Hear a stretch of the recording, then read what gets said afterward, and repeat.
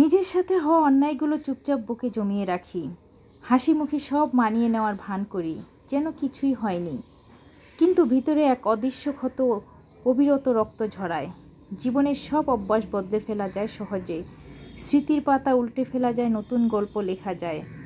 যা কিছু আপন ভেবেছিলাম সব ছেড়ে আসা যায় একদিন, কিন্তু যে বিশ্বাসের উপর আমার পৃথিবী দাঁড়িয়েছিল, সেই বিশ্বাসের আঘাত করা শব্দ আমার মনে প্রতিধ্বনি তোলে।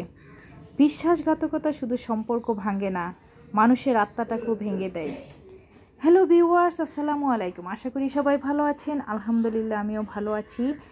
এটা একটা সামাজিক প্ল্যাটফর্ম। এখানে আমরা সবাই আসলে যার যার অবস্থান থেকে যার যার যতটুকুই প্রতিভা আছে সেই প্রতিভা নিয়ে কাজ করতে চাই।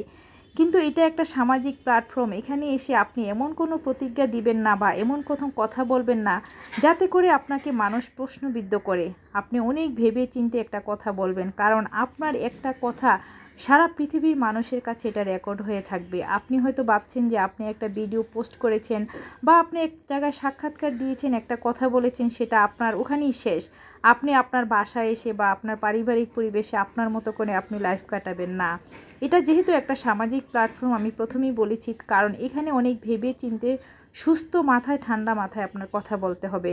আপনার এই কথাগুলো সারা জীবন মানুষের মনে গেঁথে থাকবে এবং মানুষ সেটা জানবে যে আপনি হয়তো এখন ছোট কোনো কাজ করছেন ছোটোখাটো, কিন্তু এখান থেকে হয়তো আপনি অনেক বড় কিছু সেলিব্রিটি হয়ে যেতে পারেন। তাই এমন কোনো কথা বলবেন না যেই কথা আপনি রাখতে পারবেন না। আমাদের সামাজিক প্ল্যাটফর্মে আজকে কয়েকদিন হয়ে একটা মানুষ খুবই ভাইরাল হয়ে আসছে। মহিলাটাকে আমিও ভালোবাসতাম, আমারও ভালো লাগতো, একসময় মহিলাটার প্রতি আমার অনেক মায়া কাজ করেছে।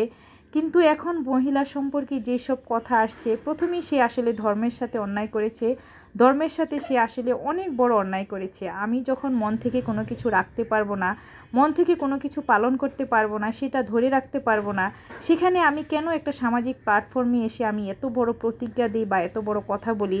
আপনার একটা কথা বলার আগে চিন্তা করবেন আপনার কথাটা কতটুকু গ্রহণযোগ্যতা পাবে বা এই কথাটা মানুষ কতটুকু গ্রহণ করে। ধর্মের সাথে আপনি যে কথা দিয়ে রাখতে পারেন না, সেই কথা আপনি কেন দিতে যান? আপনি জানেন আপনার এই কথাটা একটা মানুষের কত কিছু শিক্ষণীয় আছে। আপনি পর্দা নিজে করবেন, নিজের জন্য করবেন, এটা তো কারোর জন্য না, কিন্তু সেটা আপনার মনে মনে রেখে করবেন। ধর্ম, নামাজ, কালাম, এটা হলো আপনার নিজের কাজ, এটা একান্ত ব্যক্তিগত কাজ, এটা কাউকে শো অফ করার মতো না, দেখানোর মতো না।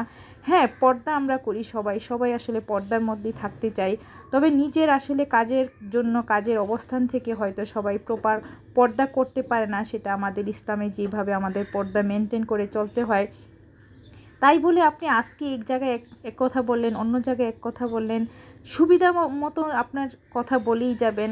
এই কথাগুলো যে মানুষের হৃদয়ে গেঁথে থাকে, মানুষ যে আপনার এই কথার জন্য আপনাকে ছোট করতে পারে বা আপনার সম্মান নষ্ট হতে পারে, সেটা আপনি একবার চিন্তা করে দেখেন। কারণ এখানে কাজ করতে আসে সবাই সবার অবস্থান থেকে। তা আপনার অবস্থানে আপনি কোন পরিবেশে বাস করেন সেটা আসলে মানুষ আপনাকে জাজ করবে না, কিন্তু আপনার কথাটা কিন্তু এখানে রেকর্ড হয়ে থাকবে।